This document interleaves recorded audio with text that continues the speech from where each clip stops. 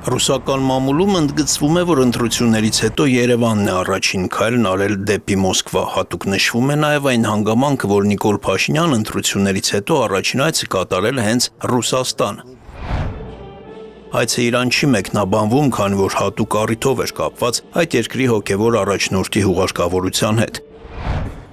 Հայ-ռուսական հարաբերություններում մթնոլորտը էլ ավելի էր սրվել եւ Հայաստանի ղեկավարությունը շահագրգռված չէ հետագա սերմամբ։ Ավելին ըստ փորձագետների Ռուսաստան այցը նաեւ հաստատում է ԵԱՏՄ-ի հետ համագործակցությունը պահպանելու Երևանի կուրսը։ Փաշինյան Միշուստին հանդիպմանը քաղաքական թեմաներ գրեթե չկային, բոլոր շեշտադրումները տնտեսության մասով էին։ Ռուսաստանը մնում է Հայաստանի առաջատար արտաքին առևտրային գործընկերը եւ ներդրողը։ Կարևոր է, որ Հայաստանի կառավարությունը շարունակի հարմարավետ միջավայր ստեղծել ռուսաստանցի ներդրողների համար եւ ապահովի նրանց իրավունքների եւ օրինական շահերի հարգումը։ Թե ընտրություններից առաջ, թե հետո մենք տրամադրված ենք շարունակելու մեր հարաբերությունների զարգացումը Ռուսաստանի Դաշնության հետ։ Մենք նաև շահագրգռված ենք Հայաստանի հետագա մասնակցությամբ Եվրասիական տնտեսական միությանը եւ նրանով, որ ԵԱՏՄ-ի մասին պայմանագրով նախատեսված մեխանիզմները գործեն բնականon ռեժիմով։ Մենք հանձնառու ենք բոլոր հարցերի, բոլոր նրբությունների կառուցողական քննարկմանը եւ պարզաբանմանը։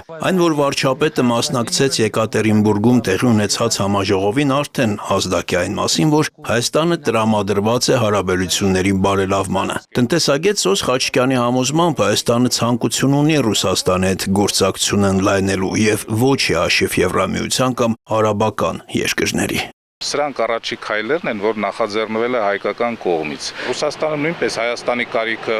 կունենա։ Ես սա չեմ ասում այն նպատակով, որ Ռուսաստանը ստիպված կլինի գալ, ասենք, հարաբերությունների կարգավորման։ Հնարավոր է ստիպված չլինի, բայց դրա անհրաժեշտությունը զգա։ Ռուսաստանում նույնպես իրավիճակ է փոխվում ամեն օր։ Բենզինի, դիզելային վառելիքի հետ կապված հնարավոր են տնտեսական այլ խնդիրներ։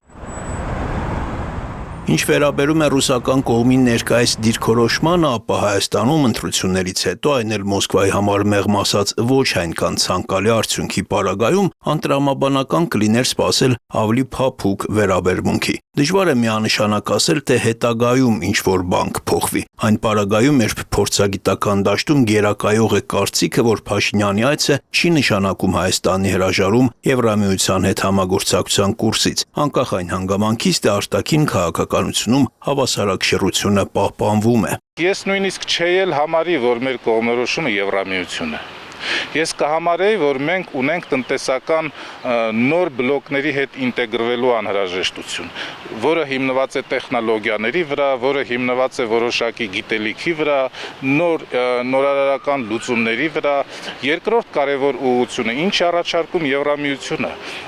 փորձագիտական եւ մասնագիտական հանրույթում կա կարծիք, որ ասում են տարածաշրջանից Ռուսաստանին դուրս մղել։ Ես այդպես չեմ կարծում, ես կարծում եմ, որ ոչ, Եվրամիությունը կարիք ունի Կովկասի միջոցով ինտեգրվել Ասիայի տնտեսության հետ։ Սոս Խաչիկյանը կարծում է, որ ինչքան ռուսական դիրքորոշումը կոշտանա, ինչքան տնտեսական սահմանափակումները ավելանան, արձագանքը կլինի այն, որ կինստիտուցիոնալացվեն այլ հարաբերություններ, այդ թվում նաև Եվրամիության հետ։ Այդ տրամաբանության մեջ կարելի է դիտարկել օրինակ Եվրամիության ընդլայնման հարցերով հանձնակատար Մարթա Կոսի յուրատեսակ ժեստը։ Սոցցանցի իր էջում Կոսը լուսանկարներ էր հրապարակել, տեղեկացնելով, որ հայկական ծիրանից ջեմ է պատրաստել։ Ես այս ջեմը պատրաստեցի հայկական ծիրանից։ Ծիրանները խորհրդանշում են Հայաստանում տեղի ունեցող փոփոխությունները։ Անցյալ ամսվա ընտրություններում հայերի մեծամասնությունը քվեարկեց Եվրամիության հետ ավելի սերտ համագործակցություն ձգտող կուսակցությունների օգտին։ Ռուսաստանը փորձեց ազդել քվեարկության վրա սահմանափակելով հայկական մրգերի եւ ծիրանների ներմուծումը։ Եվրամիությունը իր հերթին օգնեց Հայաստանին բացելով իր շուկան այդ ապրանքներից շատերի համար։ Ահա թե ինչու ես անցյալ շաբաթ Հայաստանում էի եւ վերադարձա Բրյուսել ծիրանի մի հսկայական զամբյուղով։ Դրանց մեծ մասը հյուրասիրեց ընկերներիս, մնացածից ես ջեմ պատրաստեցի։ Ընկերներիցս մեկը նայեց ջեմին եւ ասաց. ազատության տարաներ։ Ես մտածեցի, որ դա գեղեցիկ ձևակերպում էր։ Երբ այցելում եք սուպերմարկետ, ուշադրություն դարձրեք հայկական ծիրանին, սալորին կամ բալին։ Սա հնարավորություն է անելու մի փոքր բան, որը կօգնի հայ գյուղացիներին եւ կաջակցի երկրի ժողովրդավարական ընտրություններին։ Պատահական չէ, որ Մարտա Կոսի քաղաքական նրբերանգներով յուրատեսակ այս ժեստը տեղի ունեցավ հենց այն օրը, երբ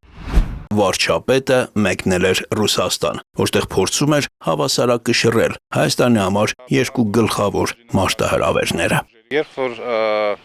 Եվրոպացի պաշտոնյաները նմանատիպ ժեստեր են իրականացնում հայ տնտեսվարողի, Հայաստանի, հայ մշակույթի հանդեպ, բնականաբար դա դրական էմոցիաներ է առաջացնում Հայաստանի